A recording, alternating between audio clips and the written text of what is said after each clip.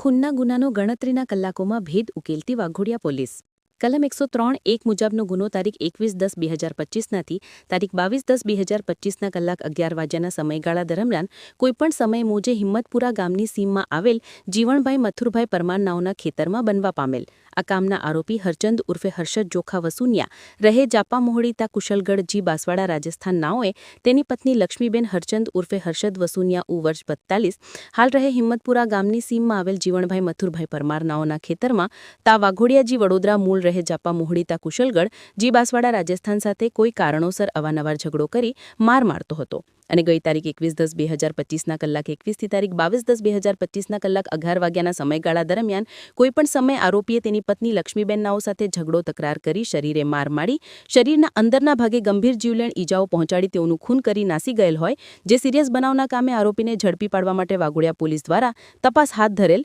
જે અન્વયે ગુનાની ગંભીરતા સમજી વાઘોડિયા પોલીસ સ્ટેશનના પોલીસ ઇન્સ્પેક્ટર શ્રી પી.આર. જાડેજા નાઓ દ્વારા અત્રેના પોલીસ સ્ટેશન શ્રી ડી.આર. દેસાઈ નાઓ સાથે તપાસ ટીમ બનાવી બનાવવાની જગ્યાની આસપાસ તપાસ કરી હ્યુમન સોર્સિસથી તેમજ ટેકનિકલ મદદથી આરોપીની શોધખોળ કરતા આરોપી પોતાના વતન રાજસ્થાન ખાતે જતો રહેલ હોવાની ચોક્કસ માહિતી મળતા ટીમને તાત્કાલિક તેમનું વતન જાપા મોહડીતા કુશલગઢ જી બાંસવાડા રાજસ્થાન ખાતે મોકલી તપાસ કરતા